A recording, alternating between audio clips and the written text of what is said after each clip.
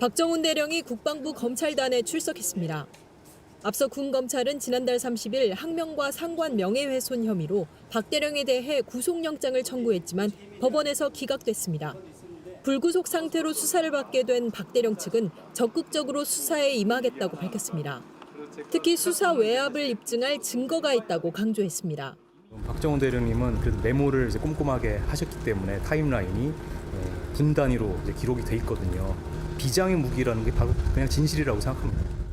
항명 혐의에서 빨리 벗어나 수사단장에 복귀해 최상병 수사를 마무리하겠다는 의지도 밝혔습니다. 억울한 죽음이 있어서는 안 된다. 군대 내에서 해병대의 신뢰의 문제다. 그 부분에 대해서 마무리를 짓고 싶다는 말씀이시죠.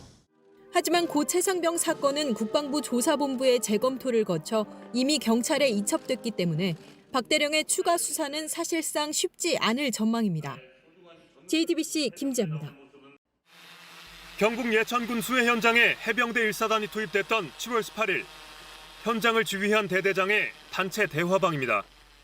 A중령이 전화로 전달받은 사단장의 지시 가운데 포병이 비효율적으로 움직인다는 질책성 메시지가 담겼습니다. 약 20분 뒤 A중령은 사단장이 다시 전화로 지시를 내리고 있다면서 상당히 화가 나 있다고도 했습니다. A중령을 비롯해 수색작전에 투입된 간부 20여 명이 포함된 또 다른 대화방입니다. 사단장과 통화를 마친 A중령은 약 1시간 30분 뒤 보다 구체적인 지시사항을 부대원들에게 전파합니다. 내일 사단장이 현장에서 작전 지도를 할 예정이라면서 수색작전을 하는 장병들은 무릎 아래까지 들어가 임무를 수행하라는 내용이 담겨 있었습니다.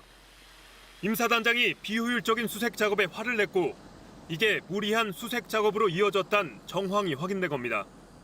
박정훈 전 해병대 수사단장은 이런 증거를 바탕으로 사단장에게 과실치사 혐의가 있다고 판단했습니다. 하지만 국방부 조사본부는 사실관계를 더 따져봐야 한다면서 박 전 단장의 최초 수사보고서에서 혐의를 삭제했습니다. 임 사단장 역시 본인은 수해 복구 작업 지침을 내릴 위치에 있지 않다면서 혐의를 부인하고 있는 것으로 전해졌습니다. JTBC 김민관입니다. 이런 가운데 이종섭 국방장관 교체설이 후임까지 거론되며 구체적으로 퍼지고 있습니다.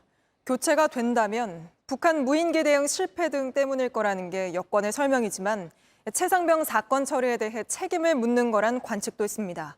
이 내용은 최수연 기자입니다. 대통령실이 이종석 국방부 장관을 교체하는 방안을 포함해 국방 라인에 대한 인적 쇄신을 검토 중인 것으로 알려졌습니다.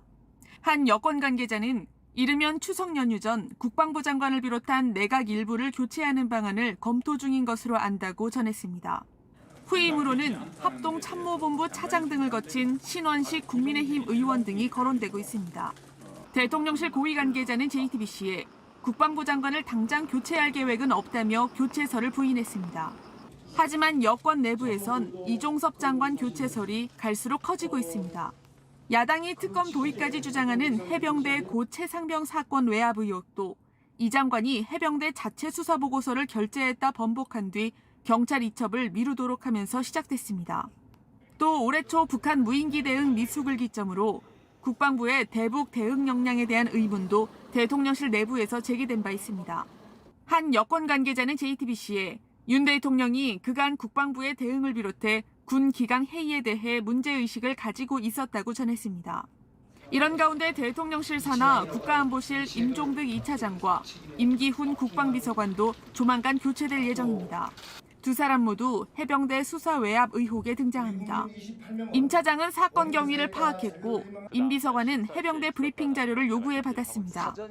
이 때문에 최상병 사건 처리와 관련해 장관부터 비서관까지 책임을 묻는 게 아니냐는 관측도 나오지만 대통령실 관계자는 10월 군 정기 인사와 연동된 것으로 최상병 논란 한참 전부터 준비된 인사라며 사건 연관성에 선을 그었습니다. JTBC 최수연입니다.